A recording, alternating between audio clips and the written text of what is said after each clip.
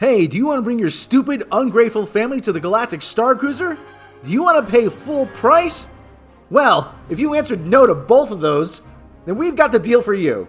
You'll receive 30% off your next Starcruiser voyage, while you'll be kidnapped, where you'll have to endure a strict regimented scheduled routine, while you're on vacation, thrown in a windowless bunker, subjected to line dancing. Bombs are dropping out of X-Wings, out of Y-Wings. Better leave the Death Star in a hurry. Forced to drink blue milk. Hope you're not allergic. And at the end, make a mad dash for daylight and freedom. Seriously, for $6,000, I could go to any number of places and have a better time. I can go to Japan for 2 weeks and stay at the Godzilla Hotel for $6,000, alright?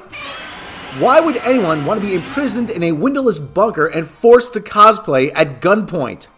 Alright, they're pretend guns, but you get the idea. Disney's Galactic Starcruiser experience. Yeah, just skip it. Offer available only to Disney Vacation Club members. What, you thought we were going to give it to regular people? Pfft, as if. Yes, of course. Oh, that's sweet. They call it tacky as HE double hockey sticks.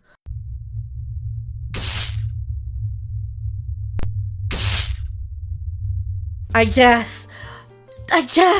I'm imagining the asterisk is an E. I am Mecca.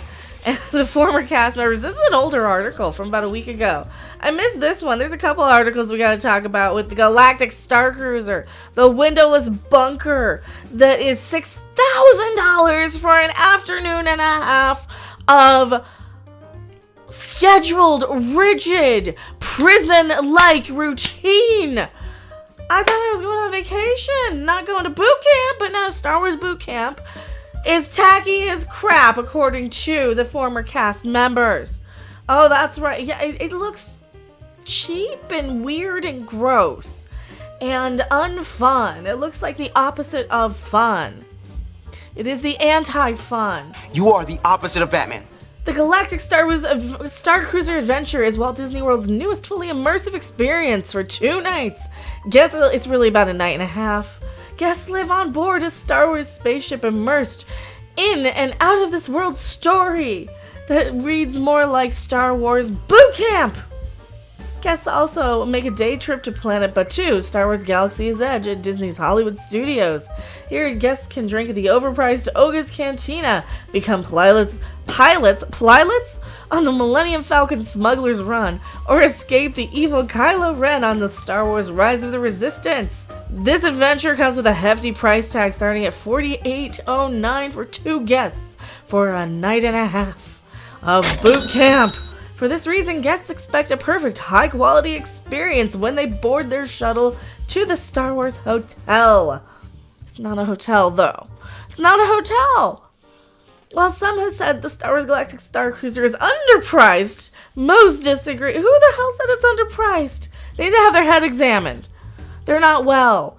Guests have criticized the lazy theming and tiny rooms. The former Disney cast members took to social media to share his thoughts on the Starcruiser. Is this him? And the Disney Hyperion, Hellas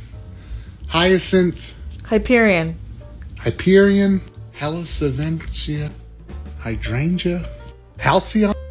The former cast member noted the Galactic Starcruiser has faced challenges since it first opened, mainly due to the price, but he aimed to speak about the issue he noticed in an online information about the experience other than the hefty investment, as he has yet to visit. He mentioned in who could afford it? He mentioned in a moment in a show on board the Galactic Starcruiser when Rey switches out her lightsaber by clumsily setting it down and switching it out, calling it tacky as heck.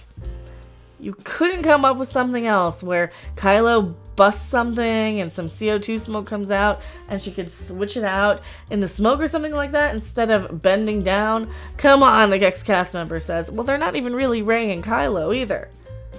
He also mentions the issues with mediocre onboard activities like Star Wars bingo and line dancing. Mainly, though, the former cast member said Walt Disney World Resorts needs to drop the 2-day storyline and allow more guests input on their adventure. You create the resort, So you just come and go as you want. You can do the add-on meal package where you can eat as much as you want if you want to do that, the former cast member suggested. All those other things are just scheduled events that you schedule as you go along. And then you offer transportation to Galaxy's Edge as much as they want to go back and forth. Just open it up, make it always like it's an ongoing thing, and drop some of the storyline. If you want guests to be able to do certain missions, then create smaller missions. But it's just too forced. Yeah, nothing says Star Wars fun like being forced into a story. To get up, go to breakfast at like 6 in the morning. It's awful too. Like we went and watched or read through the actual timing. It's 6:30 or 7 in the morning, the breakfast, and then you leave for the second day. So you don't even get day 2. And day 1 is like half of it is like you get there and then you have dinner. So you only have like 1 full day. I can go to the F1 thing for that kind of money for 2 days. Now this person, DisneyDining.com, they flat out say it's failing and we know why. It's too damn expensive. Disney's most expensive resort is struggling. Galactic Starcruiser was one of the most highly anticipated projects from the Walt Disney Company in recent years, but despite the initial success, demand has dropped off. I don't think a lot of people were going there to begin with. There are a million reasons why, but the fact remains that Disney should have seen the writing on the wall. When it was shiny and new, it had no trouble filling rooms. Bob Chapek called it a phenomenal success, and he is an idiot and now fired. You're fired!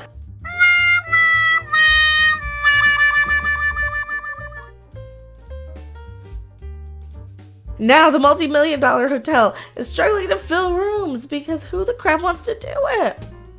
I'm a huge Star Wars fan. I was raised on it. My dad introduced me to the original trilogy when I was a kid. I probably tell people I'm a Jedi like my father before me. Those who really love it, but Star Wars just doesn't have the same appeal as Disney's other properties. Starcruiser is fantastic, don't get me wrong. It truly is. As Disney calls it, next-gen storytelling. The problem is that it doesn't have the draw for those outside the fan base. You can't fill a Star Wars hotel with superfans, not unless it's highly accessible, which it isn't. This brings me to the price. Star Wars Galactic Starcruiser is expensive. We knew it would be, but at $6,000 for just 2 nights for a family of 4, it's well outside the price range for the average guest.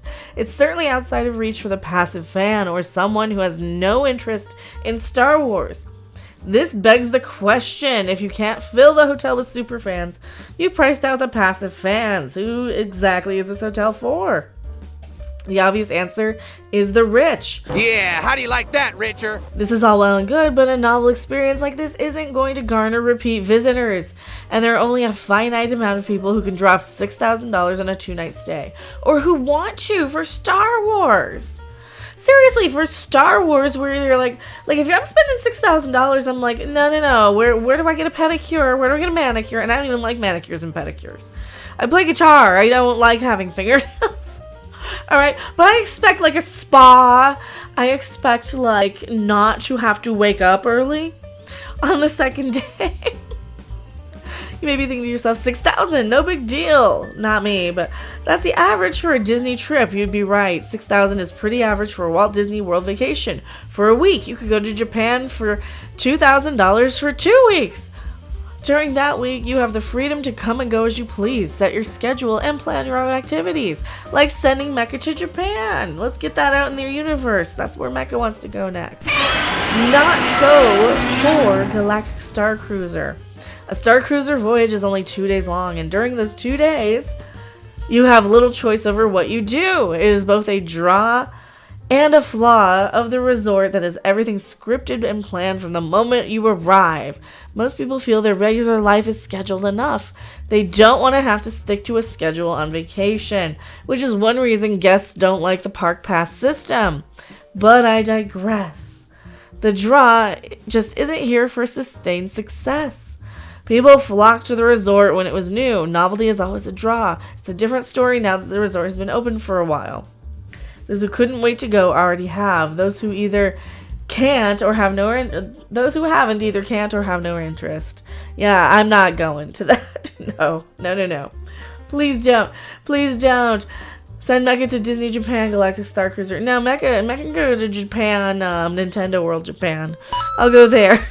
If Disney wants this resort to be a success, they're going to need to make significant changes, either by lowering the price or finding a reason for guests to return, rather than considering it something that is fun to do once. And it doesn't even look like it's fun to do once, does it? It looks like it's just absolutely the pits. Who wants to go line dancing and play bingo?